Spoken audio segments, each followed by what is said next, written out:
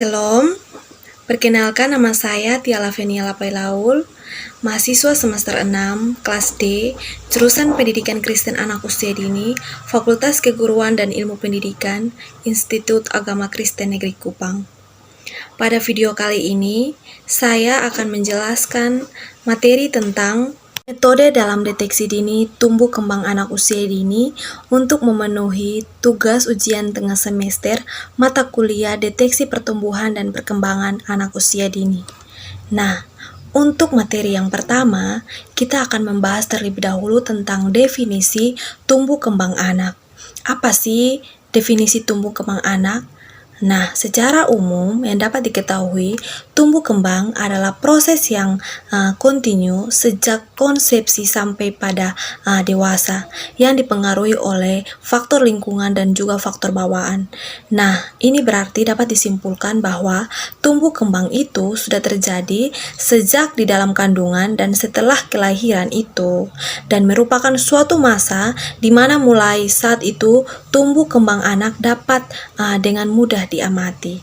Selanjutnya, tentang proses tumbuh kembang anak mempunyai beberapa ciri yang saling berkaitan, yaitu yang diantaranya yang pertama, perkembangan menimbulkan perubahan. Yang kedua, pertumbuhan dan perkembangan pada tahap awal menentukan perkembangan selanjutnya. Yang ketiga, pertumbuhan fisik maupun perkembangan fungsi organ tubuh pada masing-masing anak mempunyai kecepatan yang berbeda. Materi selanjutnya yaitu tentang deteksi dini pertumbuhan dan perkembangan anak. Nah, apa sih deteksi pertumbuhan dan perkembangan pada anak? Secara umum, deteksi dini tumbuh kembang anak adalah kegiatan atau pemeriksaan yang dilakukan untuk menemukan penyimpangan yang terjadi pada tumbuh kembang pada anak agar intervensi dilakukan segera, khususnya dalam perkembangan masa emas anak. Selanjutnya, yaitu tentang cara yang digunakan untuk mendeteksi pertumbuhan dan perkembangan anak. Bagaimana cara yang kita lakukan? Yaitu, cara pertama yaitu menggunakan pengukuran antropometri. Nah, pengukuran antropometri ini sendiri meliputi pengukuran berat badan, pengukuran tinggi badan, pengukuran lingkar kepala, dan juga lingkar lengan bagian atas. Materi selanjutnya yaitu tentang aspek tumbuh kembang anak yang perlu dipantau atau dibina untuk mendeteksi tumbuh kembang anak usia dini. Yaitu yang pertama, ada gerakan motorik. Nah, gerakan motorik itu dibagi menjadi dua, yaitu gerakan motorik halus dan gerakan motorik kasar. Nah, gerakan motorik halus ini aspek ini berhubungan dengan kemampuan anak dalam melakukan sesuatu yang berhubungan dengan gerakan-gerakan kasar yang melibatkan otot-otot besar seperti duduk, berjalan, berlari, dan sebagainya.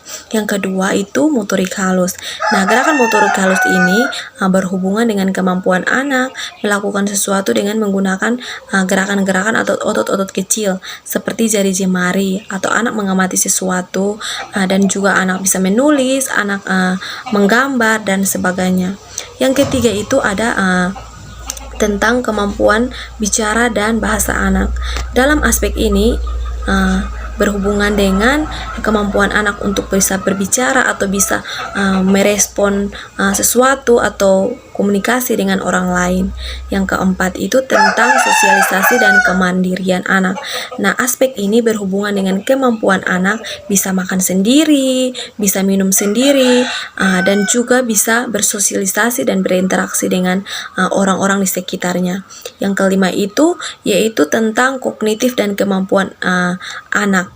Ini menjadi salah satu aspek yang sangat penting karena dengan ini anak berpikir dan dalam berpikir dan memecahkan masalah. Misalkan anak mengetahui cara si kecil mengambil mainan yang harus diletakkan di tempat yang tinggi.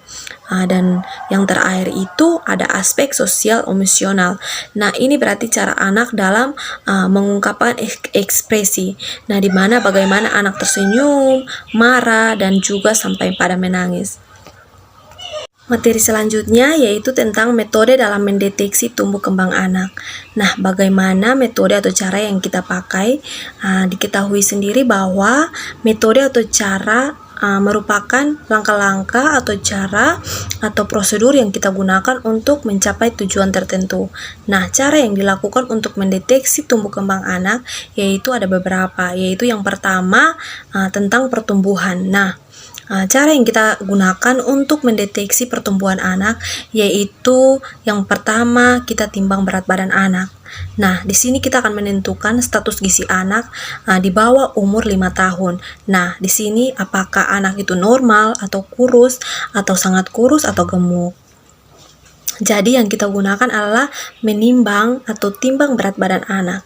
Yang kedua yaitu menentukan atau menimbang tinggi badan anak. Yang kedua yaitu mengukur tinggi badan anak. Nah, di sini kita akan mengetahui panjang berat badan anak dan juga untuk menentukan status gizi anak, apakah anak normal atau anak pendek atau anak sangat pendek. Nah, di sini dilakukan ada dua macam, yaitu pada usia 0 sampai 24 bulan dilakukan dengan posisi berbaring. Sedangkan umur di atas dari 24 sampai 72 bulan itu dilakukan dengan posisi berdiri. Yang ketiga itu yaitu tentang ukur lingkar kepala anak. Untuk tujuan ini untuk mengukur lingkar kepala anak dalam batas normal atau tidak normal atau di luar normal. Kedua yaitu tentang perkembangan.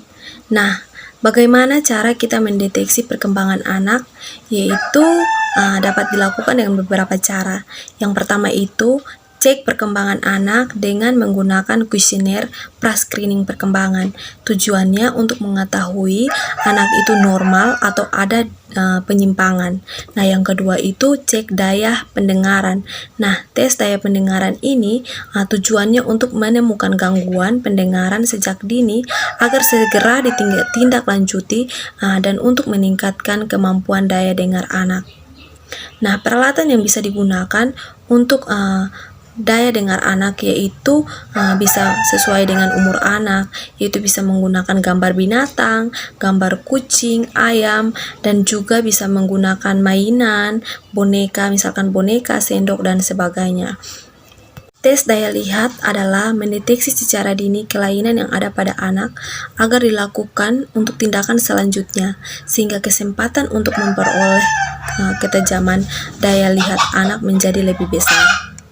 Demikian penjelasan singkat dari saya tentang materi metode dalam mendeteksi tumbuh kembang anak usia dini. Jika ada salah kata selama penyampaian materi atau kata-kata dan lain sebagainya, saya mohon maaf dan sekian dan terima kasih.